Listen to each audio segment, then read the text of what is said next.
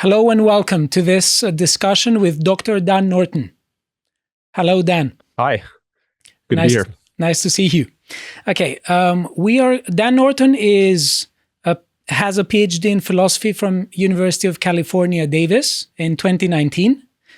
I see that you have studied for many years at the Ayn Rand Institute. So That's basically, right. You're promoting Ayn Rand's philosophy, and you're debating various people. And you can be found on YouTube. The channel is called Dan Norton 1, at Dan Norton 1. And you also have a Twitter account. You can find Dan Norton is the name. Okay, so may I ask you first, what is it that interested you in Ayn Rand? Because she's a very controversial figure. I'm well aware of her writings, and I think that they make for a really good discussion. They can be used as a springboard for a very deep philosophical conversation. Before we say a bit about her, what is it that interested you in her from the first place? I find her writings very compelling. I first read her when I was 17, almost 18, and I was just blown away by the power of her ideas. I thought she made very compelling arguments, and they were presented in a very persuasive way.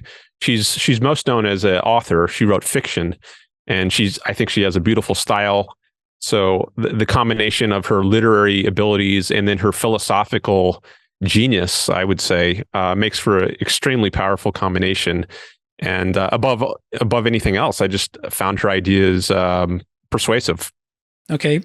And very important to life. So, I wanted to spend a lot of time studying them and trying to absorb the wisdom that I found there and incorporate it into my own thinking and actions. Right. So do you think that her literary style is in a way very potent in arguing for positions? Because I've heard that there are many areas in her books, there are many passages, particularly various speeches that the characters give, that they have a very potent effect on the reader, and that they are very immersive, and that they seem to be somehow, everyone says that they sort of feel a kind of epiphany when they read them, or at least many people do. Yeah, many people do. She has, you get reactions all over the spectrum. Some people love her, some people hate her. As you mentioned, she's a very controversial figure. She's very polarizing. So I think she does help us identify in our own selves some of what we think, what we feel about things. She evokes that in people. She has a way of doing that with her literary gifts and her psychological and philosophical insights. So she spent most of her time writing, I'd say, up until Atlas Shrugged, which was published in 1957, on fiction. But then after that, she turns more to nonfiction in the 1960s and the 1970s. So she does both. She presents it in fiction. You get her philosophy there, which is unusual that you get it so explicitly, her philosophy. I think all artists and authors, they have a kind of implicit philosophical view of the world guiding their work. But in her artistic works, the philosophy is actually made explicit. And as you mentioned, there are speeches, some very long speeches in her novels. But then in her nonfiction years later on, she addresses things in a more normal nonfiction sort of context, and also comments on cultural goings on. So she doesn't just present a new philosophy, she applies it to things going on in the world. Okay, so I remember there was a 60-page sort of speech in Atlas Shrugged where she sort of systematizes her ethics. Correct me if I'm wrong.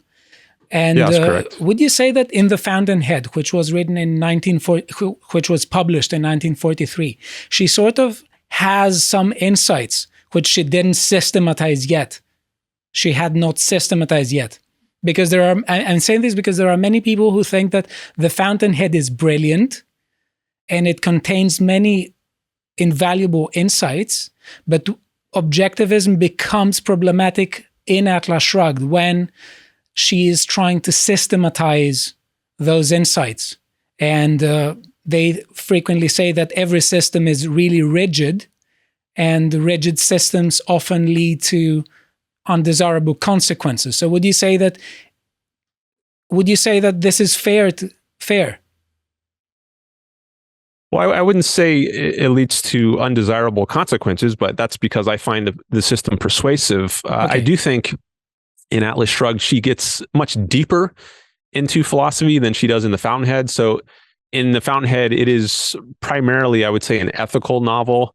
Now, there are implications for politics, yes, and there are presuppositions in metaphysics and epistemology. Like she talks about reason being man's means of survival.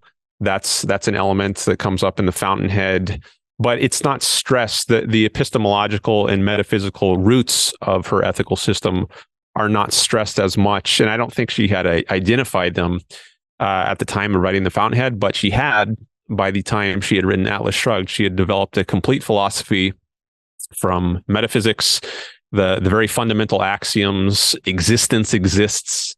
That's her primary axiom. And there's an entire philosophy that starts from those self-evident primaries. So that just wasn't in place in The Fountainhead, but it is in Atlas Shrugged. And as for, I wouldn't characterize.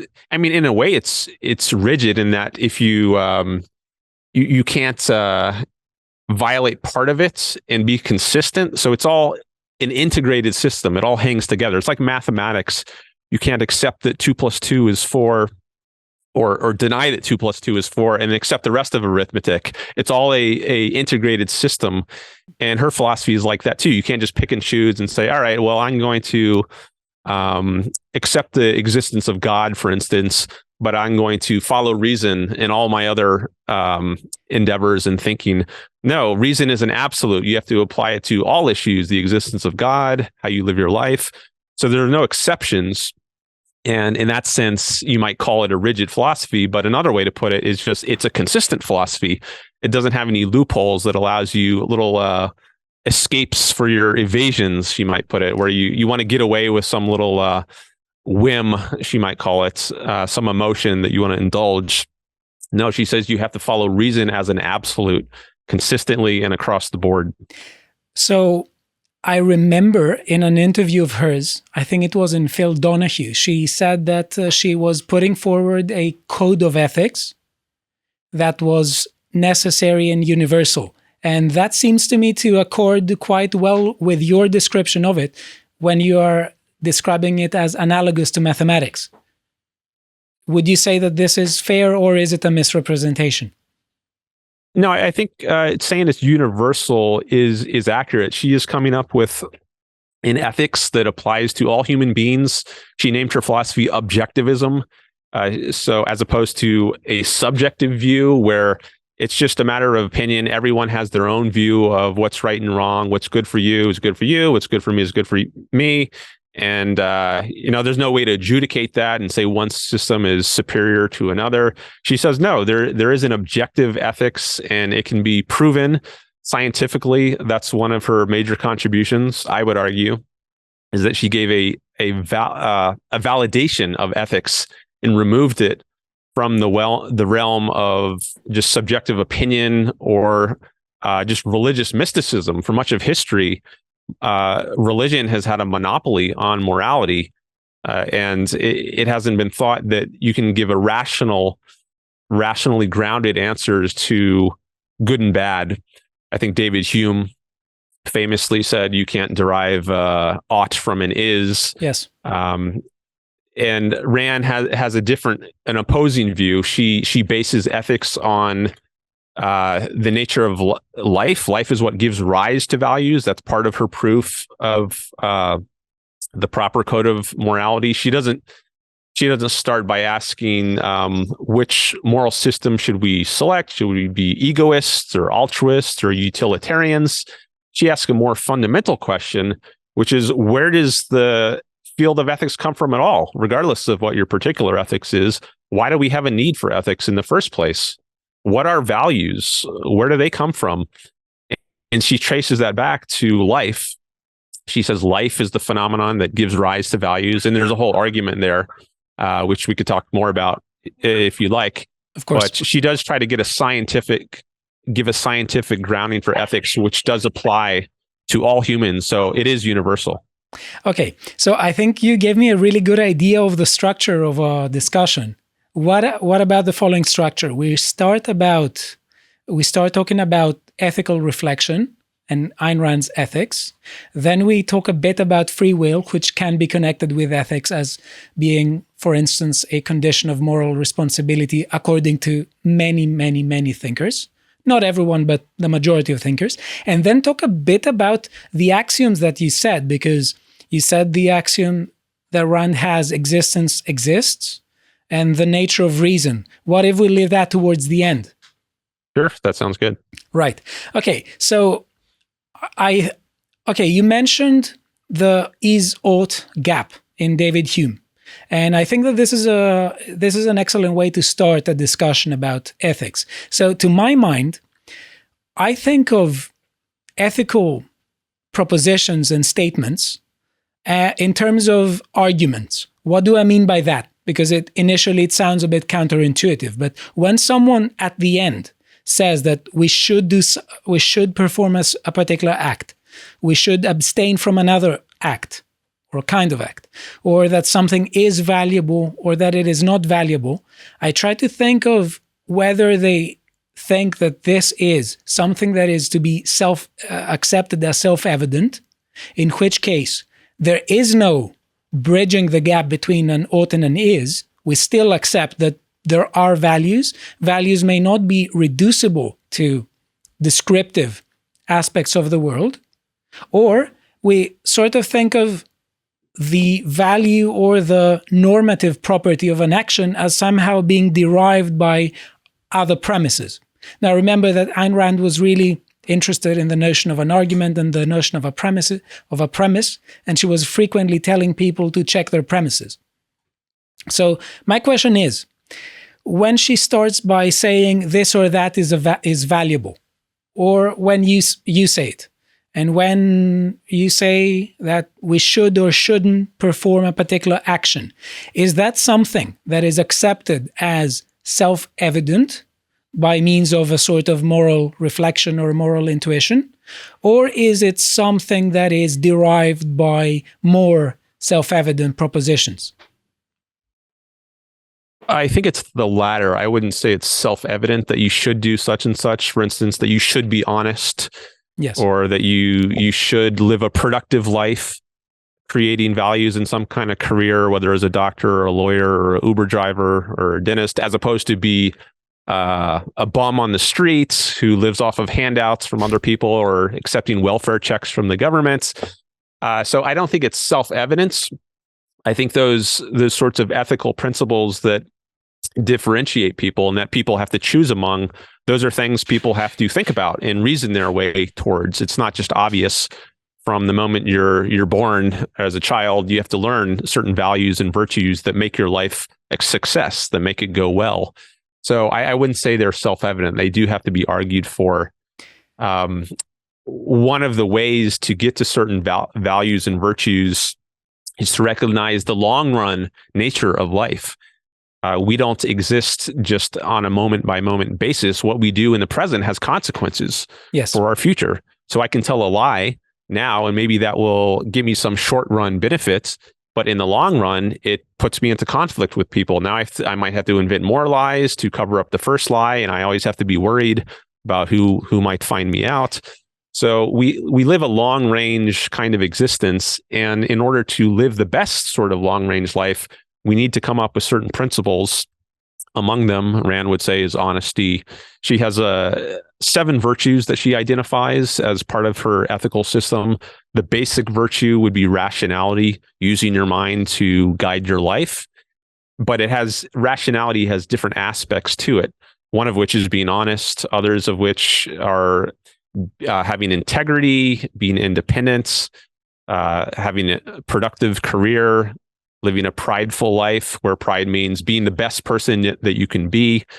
So there are many things that go into living a successful long-range life, but they do all have to be learned. I would not say they're self-evident.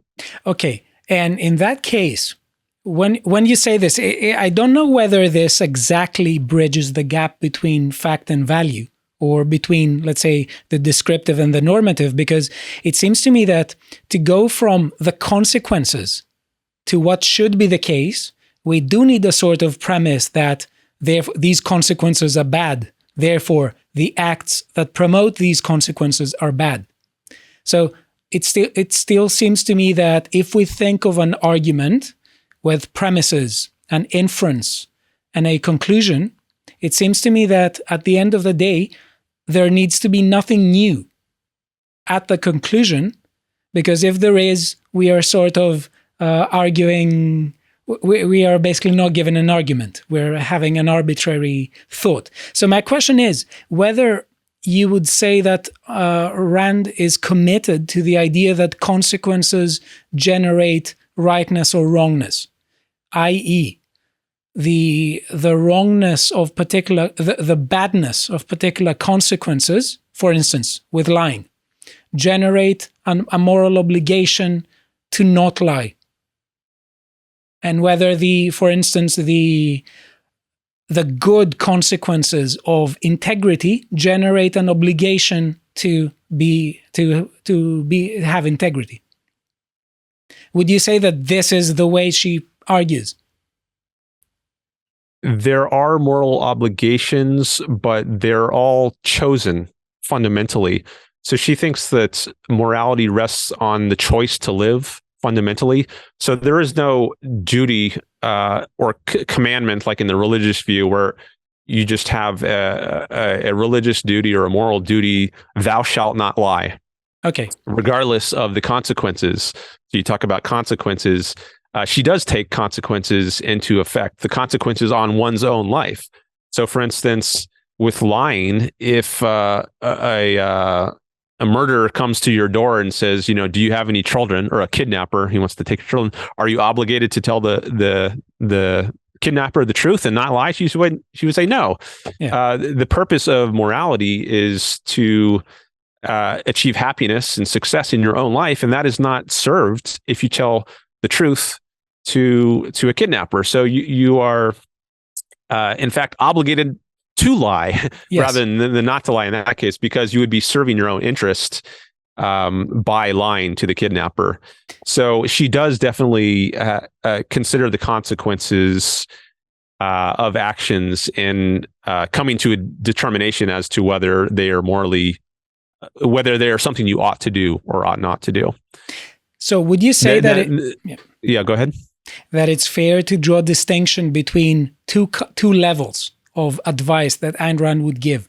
One would be a more macro level, let's say, one more general, the other a bit more specific and would focus on consequences.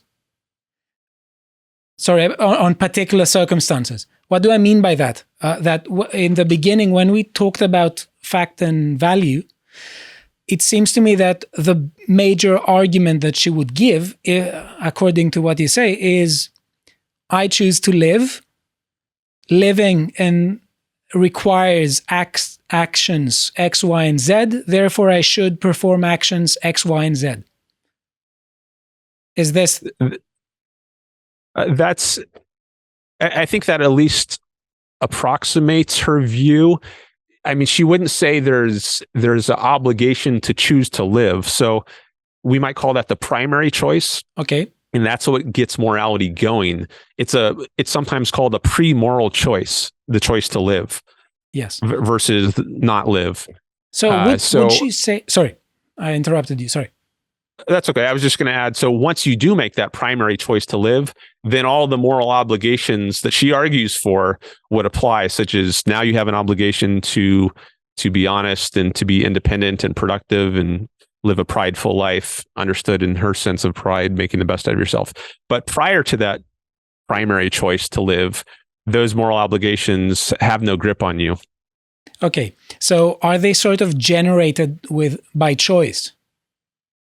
In a way by choice, but also by the facts of reality. So human beings have a certain nature which requires them to live in a certain way if they're going to live at all, successfully, that is. Yeah. So in order to have a successful sort of life, she argues, you do need to adhere to such principles as honesty and being independent and being productive.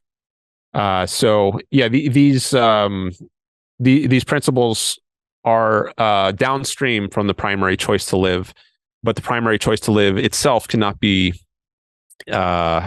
It's not itself a moral choice. Morality is downstream from that choice. I'm not sure that addressed your question. If you want to ask it again, that's fine. No. So, judging from what I hear you saying, that she doesn't think that we have an obligation to survive, but if we choose to survive, we need to perform particular actions. So that seems to me in, let's say, Kantian language, that seems to me to be a form of instrumental imperative. There's no categorical... Or hypothetical imperative. Yes, a hypothetical imperative. So if you want to survive, live, then you have to do such and such. Then you have to do such and such. Okay, right. So let us try and talk a bit about the idea of self-interest. And I want to understand what it is that Ayn Rand says self-interest is, because correct me if I misrepresent her, but wouldn't she say that a person's self-interest is the ultimate goal of morality? Yes. One's own happiness. It can be put in different ways. One's own life, one's own flourishing. I just want to add one point on the prior discussion. So I think she would say that the choice to live is primary, but it's not arbitrary. So many people might grant, okay, yeah, if you choose to live, then you have to do all these other things, be honest. I can accept that, at least for the sake of argument, one might say. Yes. But why? But it's the whole system is arbitrary. It rests on this primary choice to live. And why should I make that? I think that gets into a kind of technical, tricky issue, which there's been some debate about in the objectivist literature. And I could point people to some resources on that if they're interested. But I just want to flag that is a tricky choice, which requires some nuanced discussion. I don't know if we should get into that now, but I am aware of that issue, and it's an interesting and important one. But let me just throw it back to you. Okay. I didn't want to derail. So no, but if you want to return a bit to this point, I'm thinking of moral, let's say, injunctions or moral commands. Yeah. You should do this, you should do the other, or this is valuable, the other is not. That's not a command, that's more of an evaluative judgment. It seems to me that either they're going to be self-evident or not. If they're self-evident, we sort of have a more like intuitionist position, like the one that Harold Pritchard was arguing for, or William David Ross in the early 20th century. And you could say that it represents a really strong tradition in ethical reflection throughout the centuries. If we are to say that these ethical commands are not self-evident, they need to be derived from somewhere. So it seems to me that their derivation, in order to not be arbitrary, it needs to be a very strict derivation.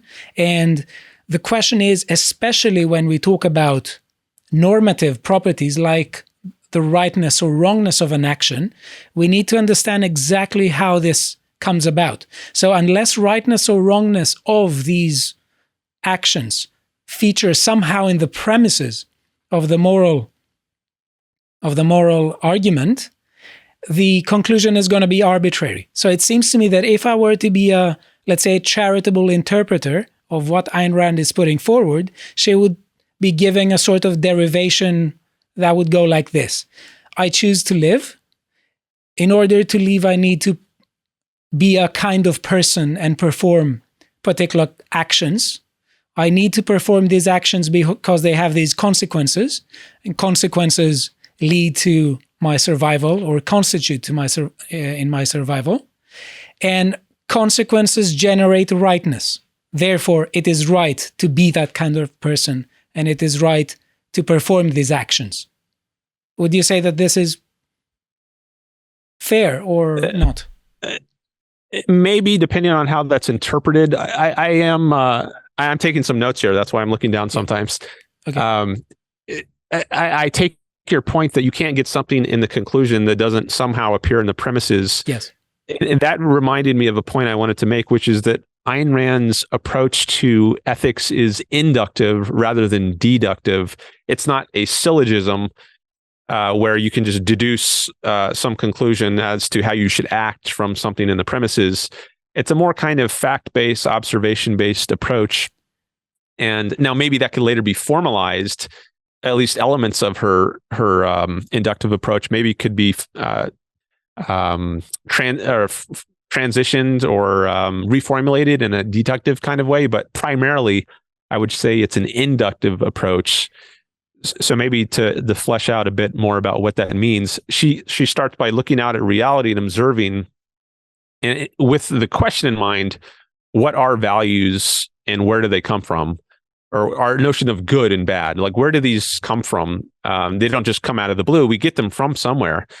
And what sorts of things can things be good or bad for? And her answer to that is living things.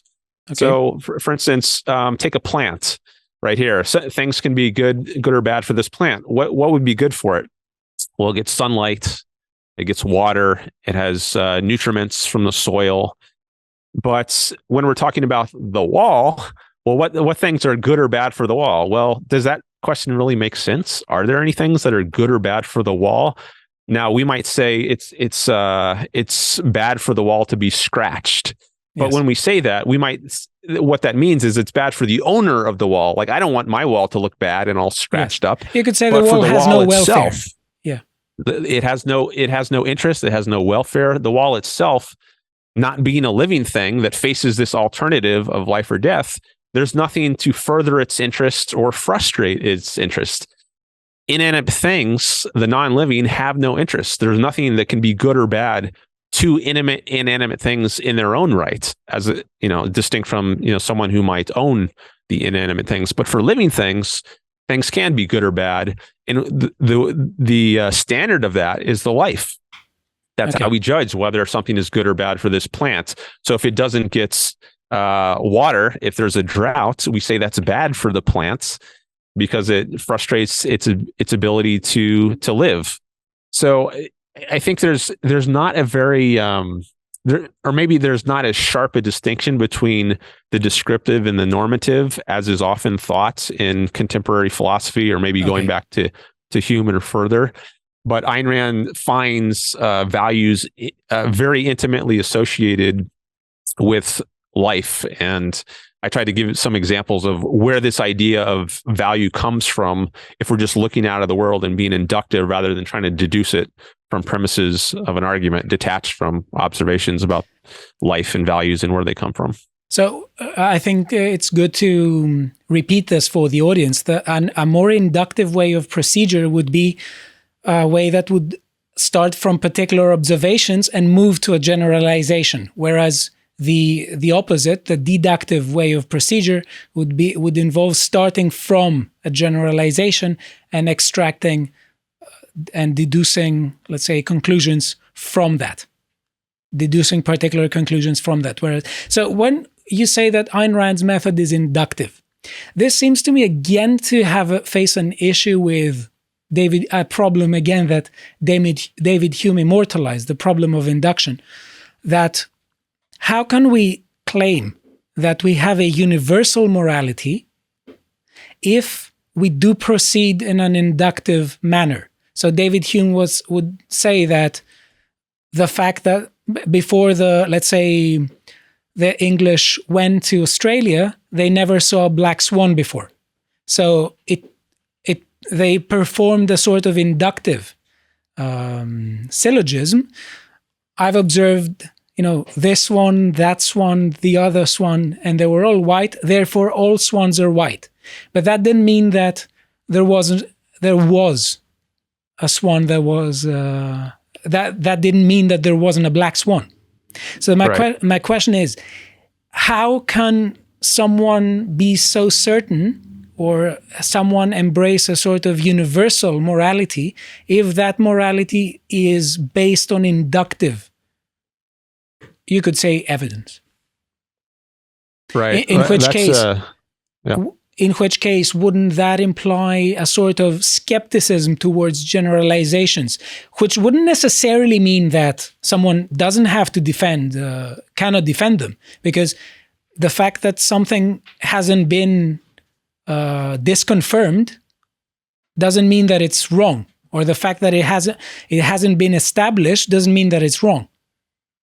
But it does seem to introduce a kind of epistemic uncertainty there.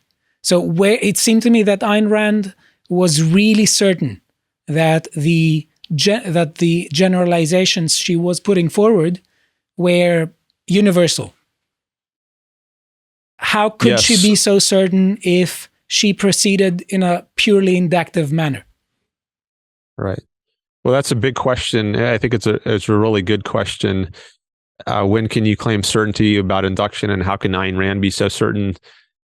So there's a lot to be said here, but so I'll just say some things. One is, I think you have to make sure that your generalizations integrate all the facts. There can't be facts that you're aware of that contradict them, like the black swan. That would undermine the generalization all swans are white. But I think to avoid those kinds of cases, you have to drill down to essentials, what we might call essentials. So I think color, relatively speaking, is a superficial characteristic of an organism, as opposed to maybe the structure. So like even human beings, we have different colors. There are white people, black people, brown people, but skin color is not what I would say is an essential characteristic. I think much more essential is that human beings have the faculty of reason. Okay. Aristotle defines man as the rational animal. That's the fundamental characteristic distinguishing human beings from other species.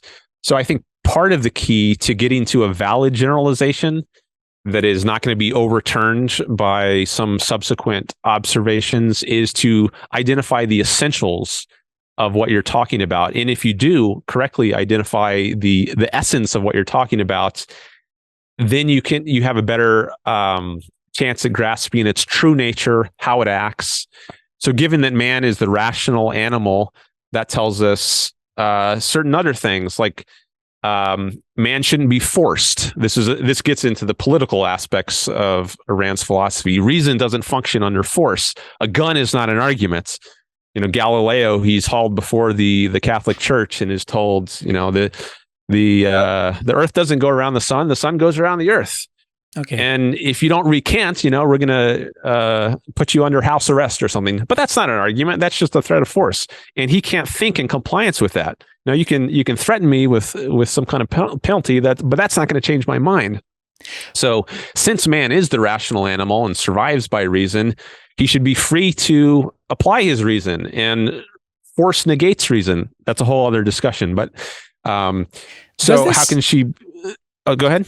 Sorry, does this not sound a bit more deductive? Because if we talk about essentials and talk about essential natures, we are talking about natures that are possessed by people that we will never meet, people that that were long dead before we were born, and people that will live long after we die. So this does seem to me to be more like a deductive manner of operation, in that we start from the essentials, as you say, which are sort of universal natures.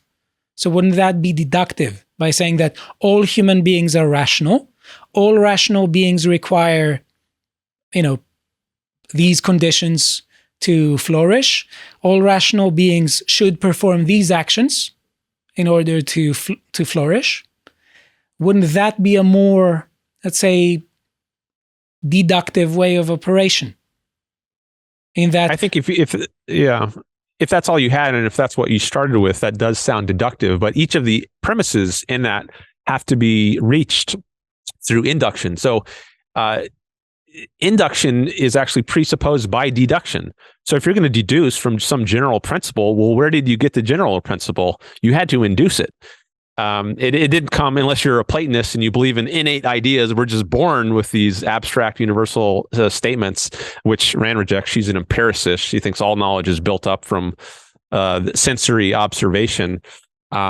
your deduction is only strong as your weakest induction, because all deduction rests on inductive premises. You look like you want to jump in here. No, I think that this is one way of operating, and I think that personally I disagree with this.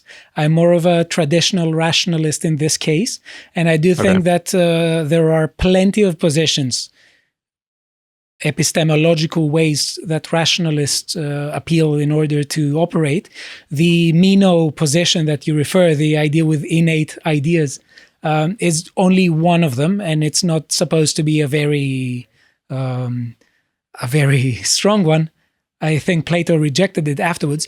There is this tradition of Intuitionism, where we say that somehow we do grasp mathematical propositions like 2 + 2 = 4, or logical propositions such as no contradictions exist.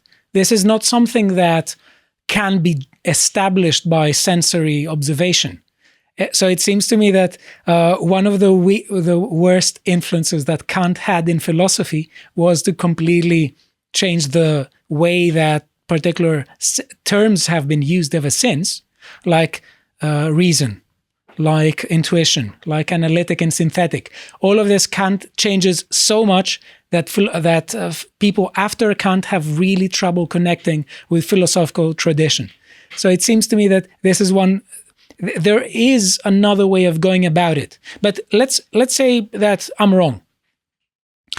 It seems to me that if we base generalizations on sensory experience, we still face the problem of induction, because the question is that we traditionally have sense experience as being sensation of particulars or particular observations, in which case we would say that how come can we move from some things of a kind have a property to all things of a kind have a property? This seems to me to be an inductive leap. Yeah, and it's involved in concept formation as well as the induction of principles. So just the formation of concepts, or what historically in the history of philosophy have been called universals, like the concept man, right? It applies to you and me and Socrates and people in the future who haven't been born yet. And we use this term man to refer to all of them. Why? Because we observe there's some similarity, despite all the differences in height and weight and color and so forth. Despite all that, there's still something in common. They all exist within a range. Ayn Rand has a book called Introduction to Objectivist Epistemology, where she presents a theory of concepts which is distinct from the historical theories like realism and nominalism, and then there's moderate realism and conceptualism, other variations. But she offers a new theory of concepts and validates the use of concepts. I think in the contemporary philosophical scene, I think it's common to have the view that concepts are arbitrary. Many people subscribe to nominalism. There's really nothing except the name, which is why it's called nominalism, to unite all the things we call man. But she says no, there's a factual basis for grouping things together. So I don't think there's an obstacle to it in the case of concepts. So one question is, are concepts, set aside inductive generalizations like all swans are white or all men are rational animals, just take a concept within that, just men. Yeah. Is that even a valid tool? This is a question which I think many philosophers they don't think about this. It's not on their radar. But Ayn Rand looks at the concepts themselves and says there are valid ways of forming them and invalid ways of forming them. And if we formulate them in a valid way, then that provides a foundation for making valid inductive generalizations. Now, she herself didn't work out a theory of induction. Her student, most famous student, Dr. Leonard Peikoff, he did work out a theory of induction and applied it to some scientific issues. If anyone wants to look into that, there's a book called The Logical Leap. There's also some lectures online. But I guess a prior question to, how do we arrive at valid generalizations is how do we arrive at valid concepts? So if you're not even on board with that yet, then I would say it's premature to ask the question of how we reach valid generalizations. If you do accept that we can form valid concepts, then I think there's room to have a theory of inductive generalization. Right. So the thing is, Ayn Rand says in a way that selfishness is a virtue and that we should be selfish. How are we to understand this? Because very frequently, when we have some moral terms, we are not given information about how they are to be understood, we don't have what is required by many ethical theories. We don't have ethical guidance. So if I go and tell people, be good, do what is right, I'm not telling them much because I don't tell them what it is that goodness consists in and what it is that they should do. So when Ayn Rand goes and says, be selfish and promote your self-interest, what does that mean exactly? Because it seems to me that there are many ways in which this can be understood. There are many notions of self-interest. Right. So if you want to know what Ayn Rand means, I have another book, which I can show you. Okay. The Virtue of Selfishness, a New Concept of Egoism. So she offers a new theory, as she says in the subtitle, a new concept of egoism, spelling out what her notion of selfishness is. It's not the conventional notion of selfishness where you are lying and cheating and stealing to get your way and violating other people's rights. She thinks these ways of acting are actually not in your own self-interest. As I mentioned earlier in the conversation, if you lie, this can get you into trouble. I think not only with other people, but also you detach your own mind from reality. And that's not a good psychological state to be in. It's good to have your mind engaged, in touch with reality. That's that's the means of attaining values. If you're detached from reality, then you're not going to succeed in this world, in this reality. So she gives arguments as to why one should act in a certain way in order to achieve one's own long run self-interest. So there are the other virtues I mentioned also: independence, integrity, productiveness. So all of these constitute her idea of what it means to be self-interested or selfish or egoistic. Some people say she shouldn't have used the term selfishness because it has this a historical association with this other way of being. And I think, that's a reasonable objection one might make, but she argues for co-opting or reclaiming this term and reconceptualizing what it means. But aside from the particular label that one uses, it's good to pursue one's own interests, whether we call that selfishness or self-interest. That is what one ought to be doing. And what it means to pursue one's own interests is to adhere to these virtues like rationality and honesty and so forth.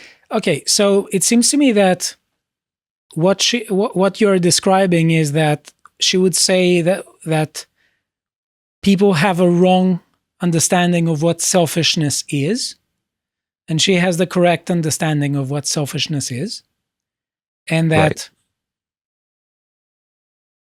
the wrong understanding of what selfishness is implies that self-interest means short-term self-interest. So most people will have an idea of what it is that they need to do in order to achieve particular goals, that she would say that they're mistaken in thinking that these are worthy goals in the short term, and that they're wrong in thinking that these values will contribute to a long-term good life. Correct. Right. So it seems to me that what she's putting forward here is a distinction between short-term self-interest and long-term self-interest. Is that the thing she's putting forward, or does she still have another understanding of selfishness, self-interest? So is it just when she tells me to pursue my self-interest, does she tells me that don't understand this in a short-term way, understand it in a long-term way, see what is going to be good, conducive to your welfare long term, and do that. Is that what she's putting forward? Yeah, that's correct. She would say if you're just acting on the range of the moment and not considering the long run, you're actually not doing what's in your self-interest. You might get some pleasure right now, but it's going to come back to hurt you later on. Okay, so here is something where I don't get something about the concept of selfishness. That it seems to me that there are some people whose long-term self-interest would be promoted by the vices, by certain things that Ayn Rand would consider to be vicious, such as dishonesty or lack of integrity. So it seems to me that, for instance, there are some people whose self-interest would be promoted in a long-term way, not just a short-term way. There could be people who are very, let's say, they're really good in calculation, and they are basically thinking of their long-term self-interest. And they would say that it can get promoted by the behaviors that Ayn Rand calls vicious. So, for instance, I can think of a character from The Fountainhead, Ellsworth Toohey. He seems to me to be the main villain of the book. He wasn't stupid. He was really smart. It seems to me that she was saying that he had a sort of evaluative lack of wisdom. Instrumentally, he was incredibly clever. Sure. Yeah, but I think he was also not happy. I think he realized he was, sorry for the plot spoilers for anyone who hasn't read this, but you can always pause it, of course. Yeah. I recommend everyone check out the book. I think he was profoundly lacking in self-esteem, and he recognized that he was just a parasite, a psychological parasite who had nothing of value to offer in his own rights. And he just lived for smashing down others who were better, who had something of value to offer the world. And there's one famous scene which I think is very powerful. He spends his life attacking the hero of the book, Howard Rourke. And Howard Rourke is always on his mind. So people say, living in someone's head rent free. I think that happened a lot in the case of Howard Rourke living in Ellsworth Toohey's mind. And there's a scene where he meets Howard Rourke in real life, and he says, I've been wanting to know. I forget exactly how he puts it, but she says, I want to know what you think of me. And then Rourke responds, I don't think of you. But I don't think of you. Yeah. Which is just kind of a soul-crushing blow to Toohey. He spends all his time occupied with Rourke, and he's obsessing about him. And Rourke he's a nothing to Rourke. And Toohey understands that he's just the nobody, and he's a worthless person. And I don't think you can be that sort of parasitical, worthless human being and achieve happiness in your life. So yeah, sure, he's very cunning and he's an intelligent character, but he doesn't use his intelligence for good purposes that would promote his own happiness. He uses them for nihilistic, corrupt purposes, and as a result, I think he's miserable. I think I have two things to add here. Is that it seems to me that would be a problem for his happiness if he had a moral conscience. But not everyone has a moral conscience. So what if, how does Randian objectivism account for people who don't have moral conscience, and they could be happy without care, they could not care about these things. So you say that Ellsworth Toohey, who is the main villain of The Fountainhead, was somehow, how should I put it? He was torn. He was not happy because he realized that he was a sort of Nobody, as you said. Now, let me give you a counter example, let's say, as we say in ethics. What if Ellsworth Toohey didn't care about the recognition of Howard Rourke? And he didn't care about, he didn't think that if Rourke gave him that response, it would be a problem for him. Let's say Ellsworth Toohey was someone who wanted to be behind the curtain and operate behind the curtain always. And he wanted that anonymity. He could still pursue his self-interest. He would be incredibly clever in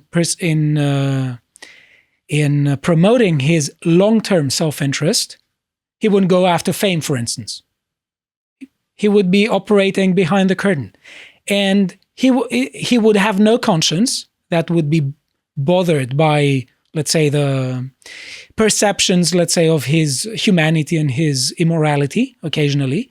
And he could be happy. He would require no recognition by anyone, and he could be happy. Would that be a person that? It seems to me that Ayn Rand would definitely say that he would not be moral, because this character is much worse than Ellsworth Toohey, and she thought Ellsworth Toohey to be the villain. But it seems to me that this person does promote his self-interest long range. Okay. Well, if he's spends his time maybe only behind the scenes, rather than being a newspaper columnist as Ellsworth Toohey was, but if he's not in a famous kind of role, but he still spends his time tearing people down, people who are good, who are the builders, the creators of the world, who push mankind forward, as Howard Rourke does. He's an architect who produces daring new buildings. Frank Lloyd Wright is sometimes cited as a model, at least in that aspect of Rourke's character, as a daring kind of architect. But if you spend your time tearing down the innovators of the world, I think you're going to be miserable regardless. I don't think it matters whether you do that behind the scenes secretly or you do it openly. Because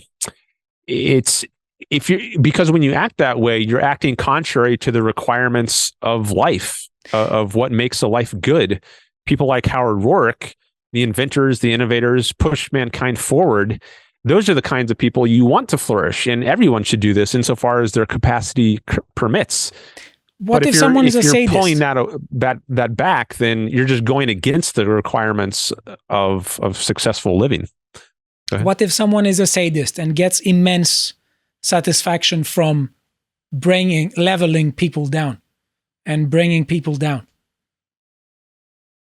I think if you're a sadist, I really doubt that you could be happy.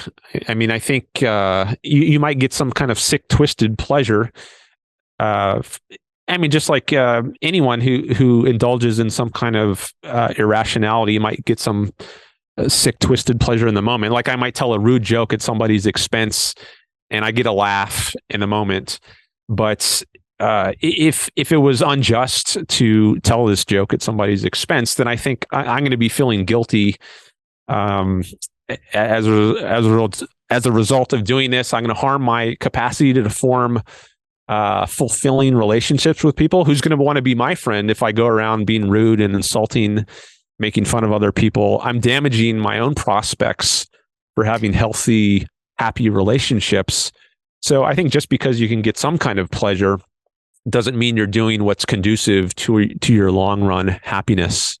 Right. So would you say that, because it seems to me that this is one common misrepresentation of her position, that for her, self-interest consists in pleasure, and maximization of self-interest consists in maximization of pleasure. Would you say that this is a common misrepresentation, and in which case she doesn't think of pleasure as being constitutive of the good life or as being the fundamental? She wouldn't say that we shouldn't have pleasure, but it seems to me that she would say that pleasure is not the highest value. Would she say that self-interest and maximization of self-interest consist in maximization of one's individual pleasure? Or would she have a different account of self-interest where that would be a bit less, let's say, Benthamite? Because this one seems to me to be like atomistic Benthamite utilitarianism. Bentham would say, promote the greater good for the greatest number, where the greatest good for the greatest number consists in the highest, let's say, net ratio of pain and pleasure, of pleasure and pain. The atomistic Benthamite utilitarianism would go like this: for every individual, each individual should maximize their own pleasure. Would you say that this is what Ayn Rand would put forward, or would she have an understanding of self-interest that wouldn't put pleasure to such a high level? Well, it depends what is meant by pleasure. Okay. So if pleasure is understood in a very narrow sense as just bodily, physical pleasures, like the pleasure you get from eating ice cream or for getting a massage, then I don't think it would be correct to say her view is that you should maximize pleasure. But if you have a broader notion of pleasure that includes those things, those physical bodily pleasures, but also emotional or intellectual pleasures, as we might call them, or happiness, then I think you could say that she thinks we should maximize pleasure. And she does say in some places that the highest moral purpose of a human being's life is the pursuit of happiness. So she does place a supremely high, the very highest value on happiness, which you might think of as a kind of pleasure in a broad sense of pleasure. But contrary to the utilitarians, she would say we should maximize our own pleasure, not just pleasure in general in the universe, but my own pleasure or your own pleasure if you're you. But, that's consistent with caring about other people's pleasure, but only if it somehow contributes to your own pleasure. Like I might care about the pleasure of my friend, but that's because my friend matters to me. Yeah. I want to see my friend doing well. So if he achieves pleasure and happiness, that contributes to my own happiness. So it all grounds out in an egoistic kind of way on her view, contrary to the utilitarians. Okay, so I have an issue because this was troubling me in the past with Ayn Rand's writings. So it's not the vulgar notion of happiness. It's not the vulgar notion of pleasure. It's not the vulgar form of egoism. That she said, as you say, she claims that most people are completely mistaken with what self-interest is and what is to their own self-interest. And so my question there is whether actually she is not putting forward anything revolutionary in ethics, but actually she does a semantic trick. The semantic trick of redefining selfishness or true selfishness, true happiness, true pleasure, to cover many virtues that are traditionally, or you could say commonsensically, associated with other regarding behavior. In which case, it seems to me that she wouldn't be putting forward anything revolutionary, but except by a way of reframing things. Because if we think of the notion of self-interest, and we say that there's a distinction to be drawn between vulgar self-interest and enlightened self-interest. There are plenty of philosophers who would not be altruists in Ayn Rand's sense, and we could talk about that in a second, but they do advocate actually that position. Let me just give you one example. Plato in the Republic, who I don't think Ayn Rand was particularly fond of Plato. I think she wasn't. His main theme in the discussion, his main goal there is to make the case that the just life is the life that is to one's benefit. So Plato, for instance, was no altruist in that sense. He is in favor of an enlightened self-interest. But the question here is whether Rand is actually putting forward, she has a common sense morality, and she's just presenting it as being selfish, being enlightened, selfish in an enlightened fashion. Okay. So I don't think it's just the semantic shift. I do think there is a genuine substantive difference between Rand's ethics and that of most ethical theories in history.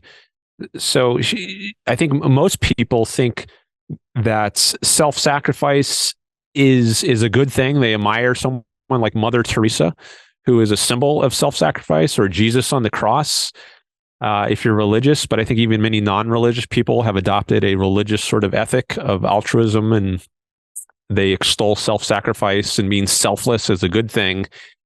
And Rand says no. Self-interest is a good thing across the board, and I mean that consistently. A lot of people might concede, okay, I grant that it doesn't make sense to be self-sacrificing all the time, but we should have a kind of balance between selfishness and self-sacrifice. We shouldn't go to extremes, and that's the best way to live. But Rand's view is no, we should be self-interested across the board, 100% consistently. And I think that is a radical view. And if it were a common sense view, I don't know why she would be so controversial and polarizing and attacked as much as she is. There's more I could say about that, but let me throw it back to you. Okay. So it seems to me that when you're talking about self-sacrifice, what does that mean? And why I'm asking because the thing is, if she's putting forward an enlightened notion of self-interest, then I can accept that she's not putting forward just a semantic. She's not doing just a semantic shift. She does put something forward, which seems to me to boil down to the question of what she considered to be virtues and what she considered to be vicious. Now, I was thinking, and I will link this with the notion of self-sacrifice. Yes, so I was thinking of her writings and her books as basically offering us a springboard for asking what are the virtues and vices that she is talking about. And it seems to me that there are some things in the books that troubled me. And I was saying that this doesn't seem to me to be virtuous behavior. And I'll just give you one example. So in Atlas Shrugged, it's the question of relationships between human beings, because at the end of the day, we couldn't say, anyone who says that I'm in favor of an enlightened form of self-interest still faces the question, what is the position in one's hierarchy of values of relationships with other people? So where are my children in that hierarchy of values? Where is my spouse? Where is my friend? Where are my compatriots, let's say? Where are my community members? So it seems to me that when she says that she's attacking altruism, most people would understand altruism not in a technical way, but in the sense of other regarding behavior. So you could say that someone who is sacrificing his or her life for their values. It seems to me that what they're doing is they forego their long-term self-interest, but we wouldn't call them vicious. So if someone, let's say, if someone dies in defense of his or her country, he or she forego their long-term interest, but would that be vicious behavior? I think it depends on the reason why someone. So if you're a soldier in an army, if you can fight for the cause of freedom, your own freedom. Patrick Henry famously said, "Give me liberty or give me death." So if you're fighting for that sort of country, a country of freedom, then I think it can be very self-interested to fight and risk your life, because you'd rather die than live as a slave. But if you are if you're, say, in a Nazi society or a communist society where the individual has no rights, where you're just enslaved to some dictator, then there's no reason to fight on behalf of that kind of country. you wouldn't be fighting for the cause of freedom. So if you just volunteer to join to defend a Nazi regime or a communist regime, I think then you would be selfless. But I think Rand would add that you're also being vicious. You're not. I mean, assuming you do this voluntarily and you're not forced into it at gunpoint, you're not conscripted. She was opposed to conscription. Then it actually is a vicious thing, because your own happiness is what matters most in your own life, and you wouldn't be serving that by fighting for a regime that undermines freedom, because freedom is something that all human beings need to live a successful life. And I thought there's some other points I wanted to make real quickly on the point about it being a semantic versus a substantive difference. So another part that makes her contribution substantive, I think, is that she gives a validation or a proof of her ethics. So yes, there have been views that might be called enlightened self-interest in the history of thought. I think the founding fathers of the United States might be considered part of that tradition. They talked about the pursuit of happiness as one of their rights in the Declaration of Independence, but they said this is a right that men are endowed by their creator with. So they had a mystical kind of religious view of the foundation of rights, whereas she provided a secular, rational foundation of rights and also of ethics.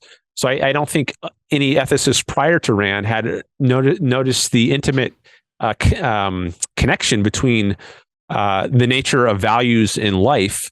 So the things we were talking about before about plants, for instance, they have these needs, which non-living things like the wall does not.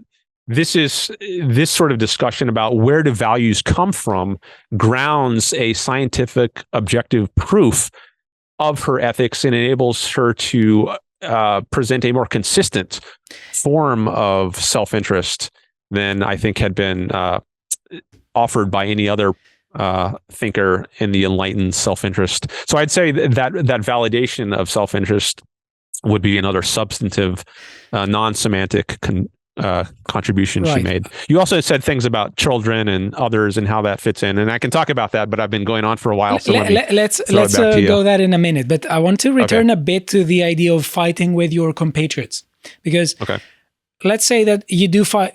Let's change the scenario a bit to see what Rand would say. So if there is that in a particular battle, you need to fight with many people, with your compatriots, and there won't be, it's sort of a suicide mission, but it is going to be in order to save your family. That's one thing. And the other bit is that, so in that case, you could be giving your life for your let's say, family.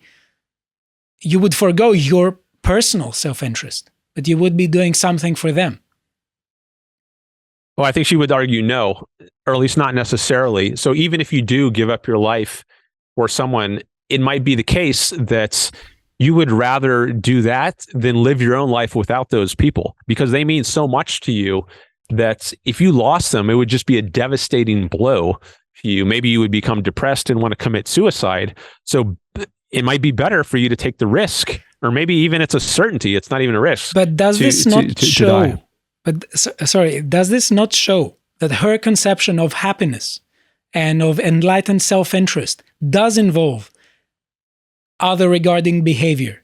So in which case, she's not putting forward a radically egoistic thing forward. She seems to me to be taking something that traditionally most people would say it's altruistic, not in the technical sense that she introduces in the virtue of selfishness, but what most people would call altruistic. You give your life for your, let's say, for your family and country.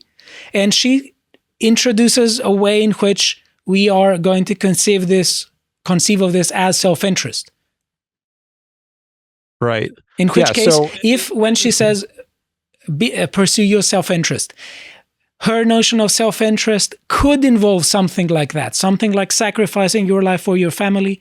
It doesn't seem to me to be so robustly different from common sense morality. It seems to me that she's doing a semantic shift. And just one thing to put forward. I would like to ask you here, how would you feel, or what would you think, if you were in such a case and you were fighting side by side with someone who had no family yet and was approached by the other side and was told that we are going to bribe you to give away the location of your compatriots and betray them, and in return I will marry you to my daughter, for instance, and I will make you very rich, and you will enjoy a really immense degree of freedom in our side, and you would have more, let's say, you would be rest assured. Wouldn't you feel that this person would be a traitor even if that person agreed to be bribed? In which case, wouldn't that be vicious? If that person felt no gratitude for, let's say, for a free country, that and felt no sense of companionship with his or her compatriots, and just betrayed them for a better deal, wouldn't that be a bit vicious? It seems to me that it's not praiseworthy behavior. Yeah, as you describe it, it sounds like it likely would be a vicious kind of act, and maybe you couldn't live with yourself afterwards, which is why I think it might actually be a self-interested act to not betray your fellow countrymen if they're from a country that's pro-freedom. But as to it being other regarding to risk or give up your life for your family, I mean, in a way it's other regarding, but I don't think fundamentally it is. Okay. So you are showing care for others, and in that way it's other regarding, but I think more fundamentally it's for your own self-interest, because these other people are of value to you.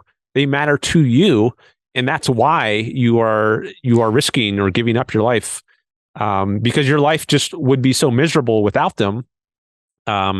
That it wouldn't be worth living. So it's actually best for your own happiness to make the most of your own life, even if that means, what's left of it is short, right?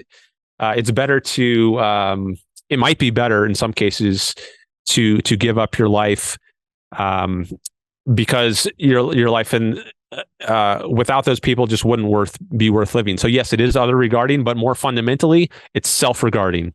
Or it should be self-regarding. Now, if you don't care about anyone else, if other people are not of value to you, then maybe it wouldn't be a self-regarding act. But depending on how we paint, filling the details, then I think risking your life in a military operation could very well be a self-interested act, fundamentally. Right. So I'm a bit conscious of time because we need to have we need to raise some topics. And one last thing. From the books, it seemed to me that the relationships between some of the characters, especially male-female relationships in Atlas Shrugged, they don't seem to me to be praiseworthy. And what do I mean by that? So it seems to me that the main female protagonist of Atlas Shrugged had an affair with 3 men in that book, not simultaneously, but she was sort of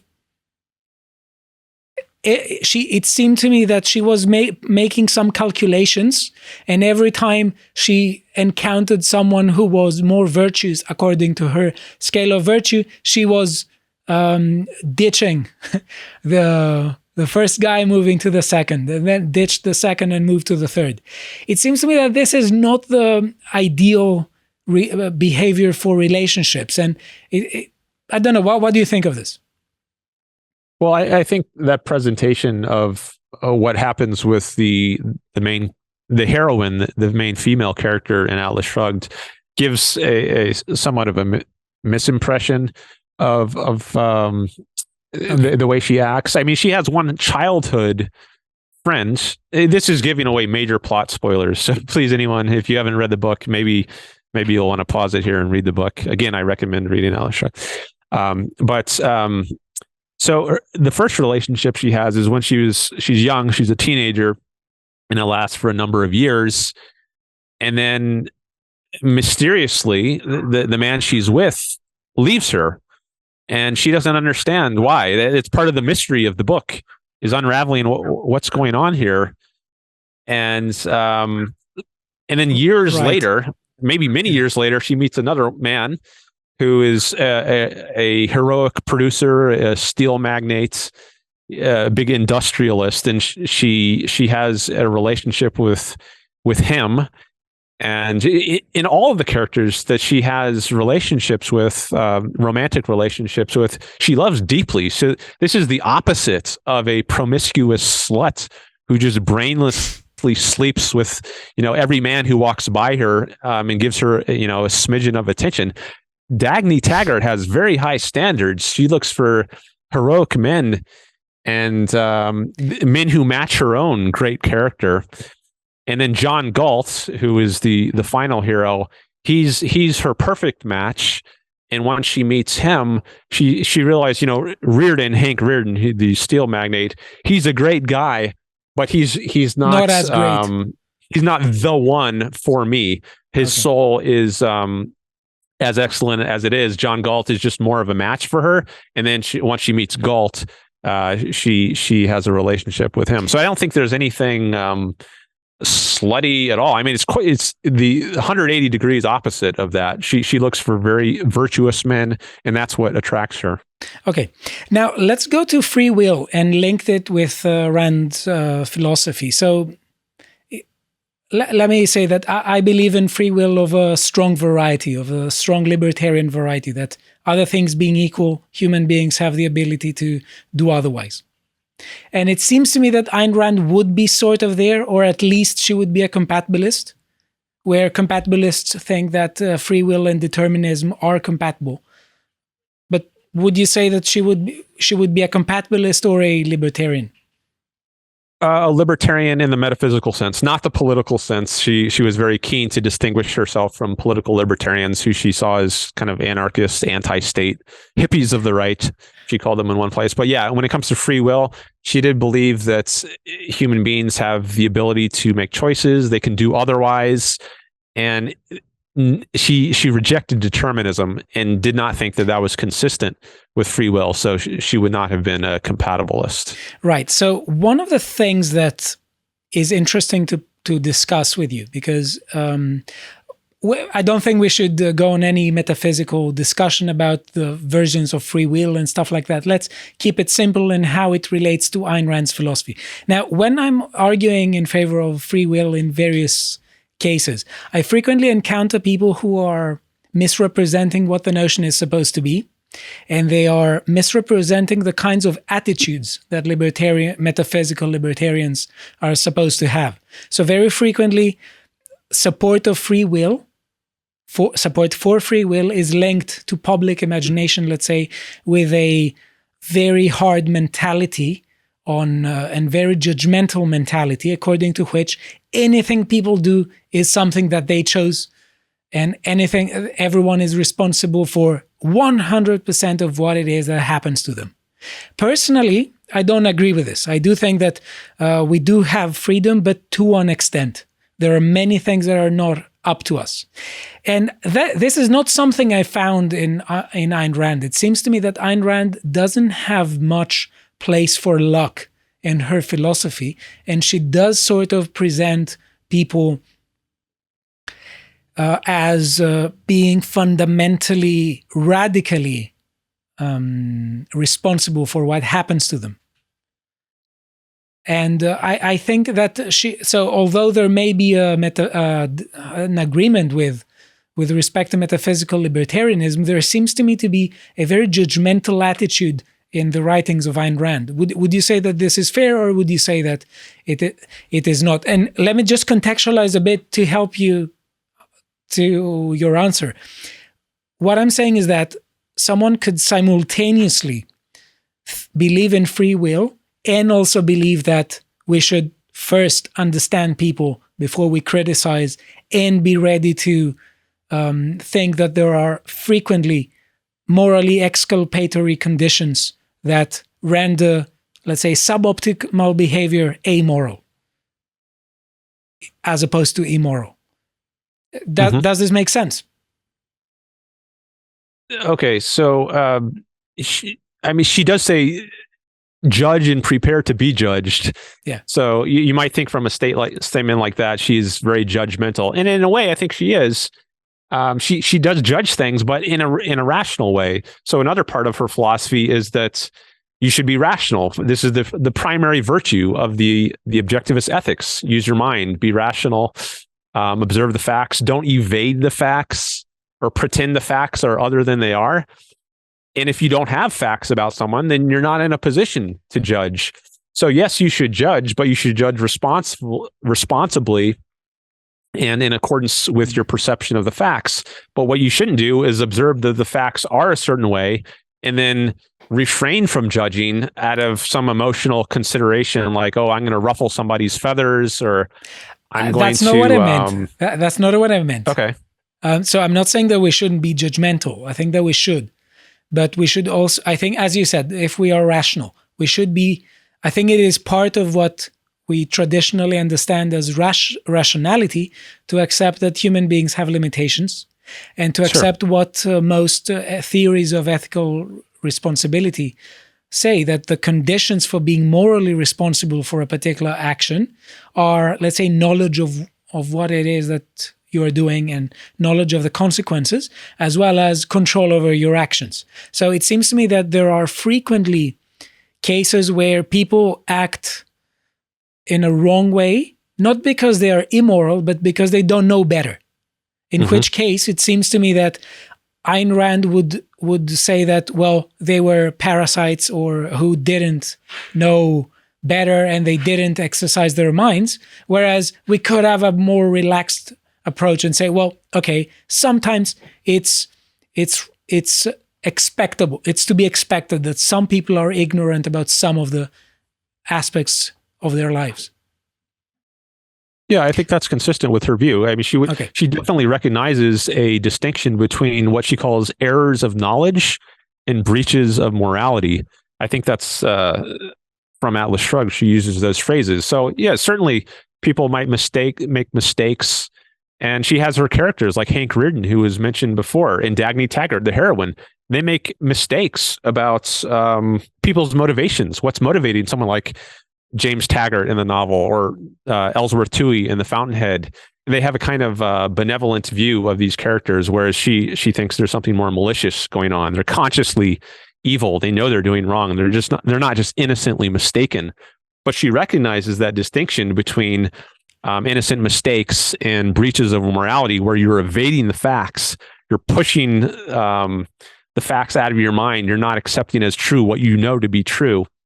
You're sticking your head in the sand. Right. That's where she has an issue. And she says, if you're doing that, yeah, that's immoral. But you can certainly make mistakes. And her heroes in her novel, they definitely make mistakes. And part of the novel is they're coming to grasp what their mistakes are and coming to a more correct view. But they're honestly mistaken. They're not like the villains who are not honestly mistaken. They're actually immoral, evading facts. Right. Okay. And I think we should move to our last question. Do you think we should talk about the axiom A is A, existence exists? Sure, we can talk about A is A, the law of identity. You mentioned it in the beginning.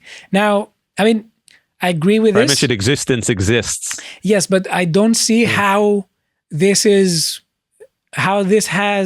content, or how we can extract content, because, okay, existence exists, duh, whatever, okay. Who would deny that? Not only who would deny that, because there are people who want to make a name of themselves with respect to, and they think that making foolish positions is one way. I don't think we should think of them, and we should spend time discussing them. But my question is, Ayn Rand presents this as a very pivotal aspect of her philosophy, as an axiom, and I don't see how this adds anything other than, okay, I'm going to accept any crazy view that reality doesn't exist.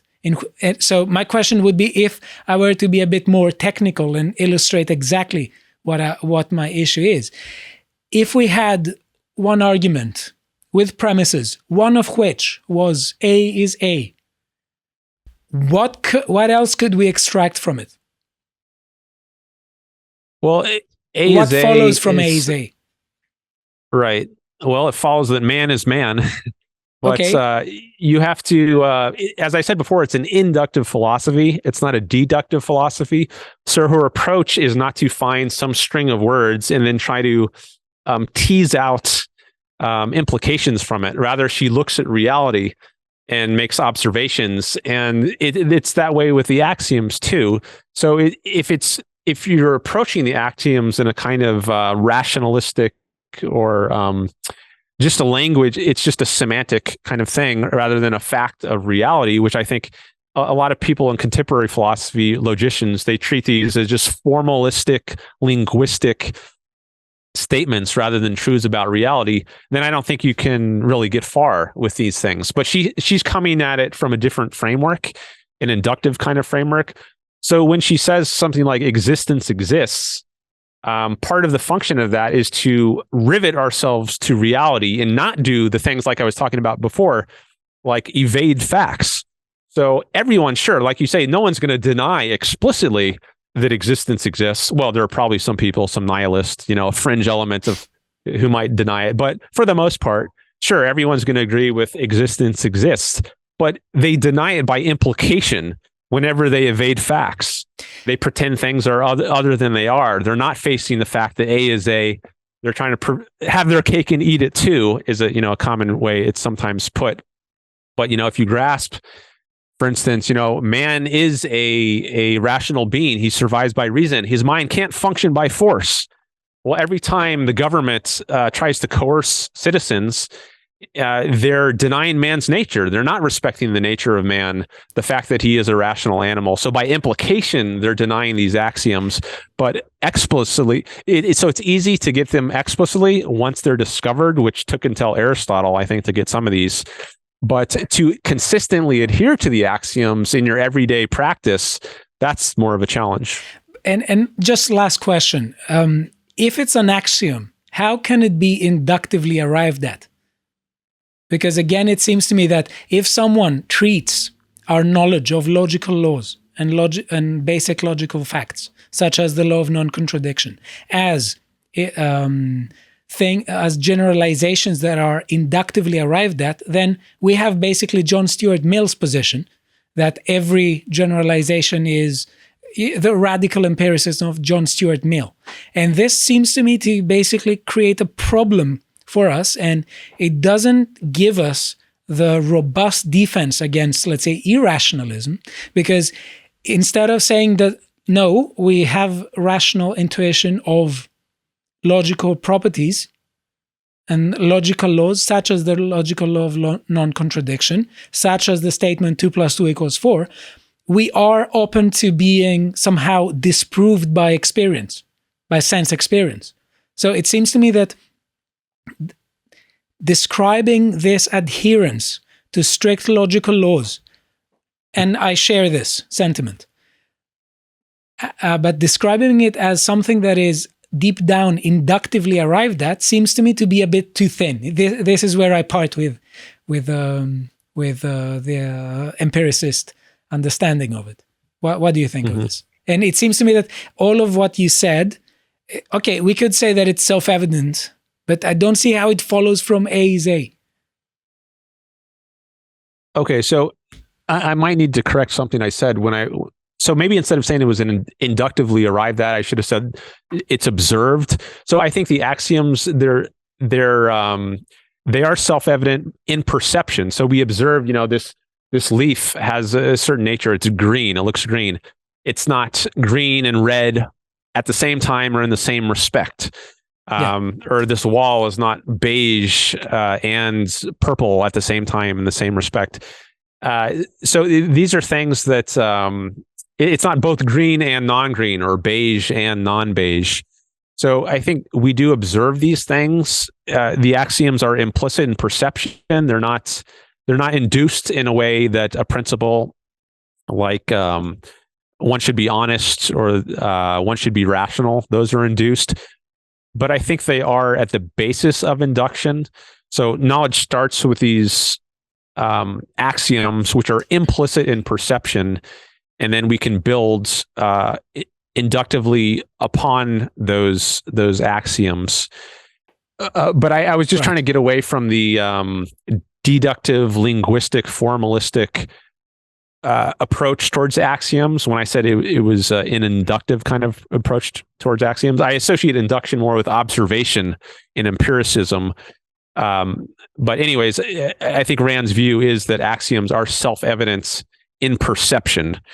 They're not a result of, I mean, maybe it takes multiple perceptions to get the idea of any given axiom, but I think it's at least implicit in each observation that A is A, or that things are not both A and non-A at the same time and in the same respect. Right.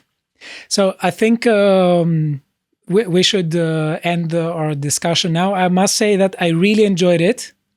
I hope you did as well. Yes. Did you enjoy it? Oh, definitely. Great. And I want to say that I really enjoy talking with people who have different views, and I hope you did not feel that I was misrepresenting the position. I hope you didn't think that I completely presented Ayn Rand's position in an uncharitable way. No, I mean, I think there's some times like when you present Dagny in a certain way, which I think might create a misimpression. But overall, I mean, it seems like you're trying to, you're not out to strawman her or deliberately distort her. At least in the way I see often done online, I think a lot of people just try to smear her, and they're not open to, like, if you present a certain view of Rand, they might just evade, stick their head in the sand and try to distort your correction of their mischaracterization. But I didn't get that sense from you at all. So I appreciate that, and your willingness to have this discussion. Right. I definitely enjoyed it. Thank you. Thank you as well. So I hope you enjoyed this discussion, and see you next time.